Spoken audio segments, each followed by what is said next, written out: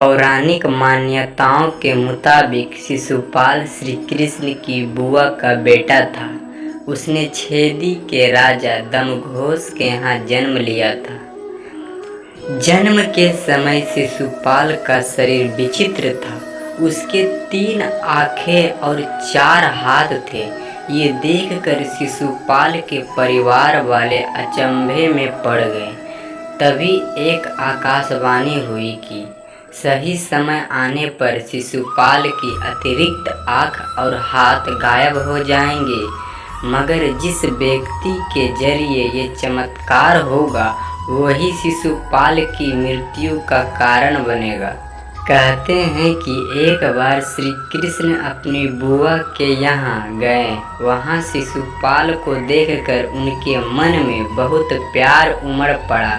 उन्होंने जैसे ही दुलार करने के लिए शिशुपाल को अपनी गोद में उठाया, उसके अतिरिक्त आँख और हाथ गायब हो गए। ये चमत्कार देखकर शिशुपाल के परिवार वाले खुश हो गए, लेकिन अगले ही पल मायूसी छा गई, क्योंकि आकाशवाणी के मुताबिक जो व्यक्ति के जरिए शिशुपाल के अतिरिक्त आँख और हाथ गायब होंगे वही उनका काल बनेगा। जब श्री कृष्ण को ये बात का पता चला तो उन्होंने अपनी बुआ को आश्वासन दिया। उन्होंने कहा कि वह शिशुपाल की 100 गलतियां माफ़ कर देंगे, यानी कि शिशुपाल अगर 100 गलतियां भी करता है तो वे उसे कोई नुकसान नहीं पहुंचाएंगे। आगे चलकर शिशुपाल छेदी का राजा बन गया। एक बार पांडवों ने राजसूय यज्ञ का आयोजन किया। इसमें सभी श्री कृष्ण, भीष्म पितामह, गुरु द्रोणाचार्य, कौरवों के साथ साथ सभी महान ऋषियों और समस्त राज्यों के राजाओं को भी आमंत्रित किया गया। छेदी राज शिशुपाल भी सभा में मौजूद था। यज्ञ खत्म होने के बाद युधिष्ठिर सभी महात्माओं की पूजा करनी थी। तब उनके मन में दुविधा पैदा हो गई कि वह सबसे पहले किसकी पूजा करे। तो युधिष्ठिर ने भीष्म पितामह से इसका समाधान पूछा। भीष्म ने कहा कि श्री कृष्ण परम वंदनीय है, इसलिए उनकी सबसे पहले पूजा की जानी चाहिए। जैसे ही युधिष्ठिर श्री कृष्ण की पूजा करने के लिए आगे बढ़े, शिशुपाल ने अपनी जगह से उठ खड़ा हुआ और शिशुपाल ने श्री कृष्ण की पहले पूजा करने पर सवाल उठाए। युधिष्ठिर ने कहा कि भीष्म पितामह की आज्ञा से उन्होंने कृष्ण की पूजा करने का फैसला लिया है।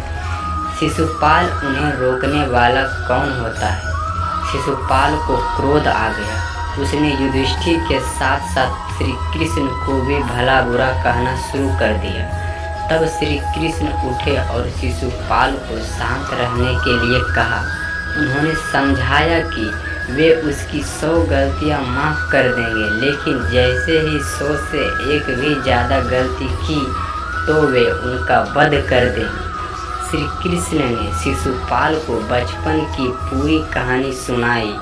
कैसे उनकी गोद में आते ही उसके अतिरिक्त हाथ और आँख गायब हो गए थे। शिशुपाल ने कृष्ण की एक न सुनी और लगातार उनका अपमान करता चला गया। भरी सभा में वह श्री कृष्ण के साथ साथ भीष्म, द्रोणाचार्य, युधिष्ठिर को भद्दी बातें कहने लगा। श्री कृष्ण ने आखिरी चेतावनी दी। उन्होंने कहा कि तुमने अब तक 100 ऐसी गलतियां कर दी है जिनकी वजह से तुम्हारा वध कर देना चाहिए, मगर तुम्हारी माता को दिए गए वचन के अनुसार मैंने ये सारी गलतियां माफ़ कर दी है। अगर तुमने एक और गलती की तो यह तुम्हारा वध हो जाएगा। शिशुपाल को श्री कृष्ण की ये बात मजाक लगी।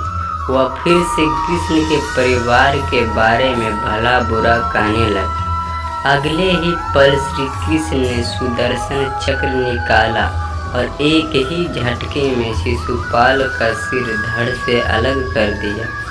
सभा में मौजूद एक शख्स बस देखता ही रह गया।